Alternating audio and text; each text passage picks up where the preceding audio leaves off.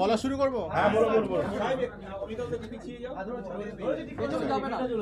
গত 16 তারিখে শুক্রবার সন্ধেবেলা আমাদের কাছে একটা ইনফরমেশন আছে যে আদর্শনগরে কানাইপুর এলাকা যেটা, সেখানে একটি বাড়িতে একটি ছোট বাচ্চা ইনজিওর্ড অবস্থায় পড়ে রয়েছে।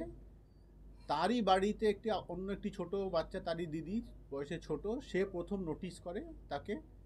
সাথে সাথে সে পাড়ার লোকজনকে জানায় এবং পাড়ার লোকজন ওকে নিয়ে পাশের একটি নার্সিংহোমে, সেখান থেকে কানাইপুরে ওখানে যে প্রাথমিক হেলথ সেন্টার, সেখান থেকে আলটিমেটলি পরপর এসে উত্তরপাড়া স্টেট জেনারেল হাসপাতালে নিয়ে আসে। সেইখানে তাকে পরবর্তীকালে ডেথ ডিক্লেয়ার করে। ইন দ্য মিন টাইম আমাদের কাছে যখন খবর পৌঁছে যায়, তখন আমাদের একটা টিম প্রথমে পিওতে চলে গেছিলো। সেখানে গিয়ে খবর পায় যে বাচ্চা হাসপাতালের দিকে চলে গেছে, সেখানে চলে আসে। তো আমরা সেই প্রথম দিকেই পিওটাকে সিকিওর করে রেখেছিলাম, যাতে এত বড় একটা ছোট বাচ্চা ইনজিওর্ড হয়েছে। আপেক্ষিকভাবে শুরুতে সেই সময় যেটা আমরা ইনফরমেশন পাই যে বাড়িতে সেই সময় শুধু বাচ্চাটিই ছিল, অন্য কেউ ছিল না। ছোট বাচ্চাটি এসে যে দিদি ওকে প্রথম দেখতে পায়। পরবর্তীকালে বিভিন্ন ধরনের যে তথ্য প্রমাণ, লোকাল উইটনেস, বাকি লোকজন, সমস্ত সিসিটিভি ফুটেজ, টেকনিক্যাল এভিডেন্সেস, এগুলো আমরা কনসিডার করি। পিওর এক্সপার্ট দিয়ে আমরা, ফিঙ্গারপ্রিন্ট এক্সপার্ট, তারপরে এফএসএল থেকে এক্সপার্ট, সকলেই এসে এক্সামিন করে তথ্য প্রমাণ কালেক্ট করেছেন। সেই তথ্য প্রমাণের ভিত্তিতে প্রাইমারিভাবে যতদূর আমরা ইনভেস্টিগেশন এতক্ষণ চলেছে, তার ভিত্তিতে আমরা দুজনকে আজকে অ্যারেস্ট করেছি। ইফাত পারভিন নামে এক মহিলা, তাকে খিদিরপুর থেকে, এবং শান্তা শর্মা, বাচ্চার মা, এই দুজনকে এই ঘটনায় জড়িত সন্দেহে অ্যারেস্ট করা হয়েছে। কারণটা বিভিন্ন তথ্য প্রমাণ, পারিপার্শ্বিক যেগুলো সার্কামস্টেন্সিয়াল এভিডেন্স, মুভমেন্ট প্যাটার্ন, ঘটনার স্থলে উপস্থিতি, এই সমস্ত কিছু দেখে আমরা যেটা পেয়েছি যে ইফাত পারভিনের সাথে শান্তা শর্মা, এনার অনেক পুরনো দিনের বন্ধুত্ব ছিল। তো এবং দিনরাত কথা বলতেন তারা নিজেদের মধ্যে, রাতেও মাঝরাতে এরকম আমরা পেয়েছি উইটনেস থেকে। এবং রিসেন্টলি ধরুন কনজুগাল লাইফে যে কোল্ডনেস, এই তথ্য প্রমাণটা আমাদের কাজে আসে সেই ব্যাপারে। এবং বাকি সমস্ত যে তথ্য প্রমাণ পেয়েছি তার থেকে আমাদের ইনভেস্টিগেশনে এই দুটো নামই উঠে এসেছে।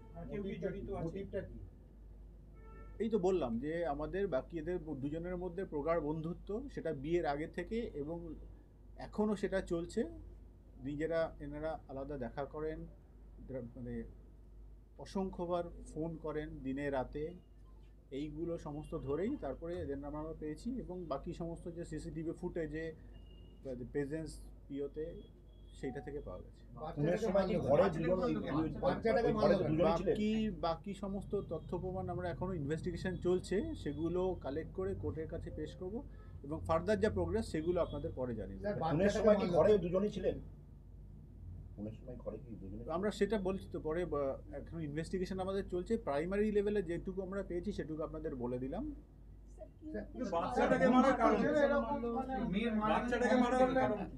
এখন অবধি যেটুকু পাওয়া গেছে যে দুজনের মধ্যে বন্ধুত্ব যেটা শুরু থেকে রয়েছে, আমরা অত ডিটেলসে এখনো বলতে চাইছি না আপনাদের। যে আমাদের মধ্যে যেটুকু পাওয়া গেছে যে দুজনের মধ্যে যে বন্ধুত্ব ছিল, সেই কারণে আপাতত পেয়েছি। এখন ইনভেস্টিগেশন চলছে, ফার্দার আমরা জানিয়ে দেব।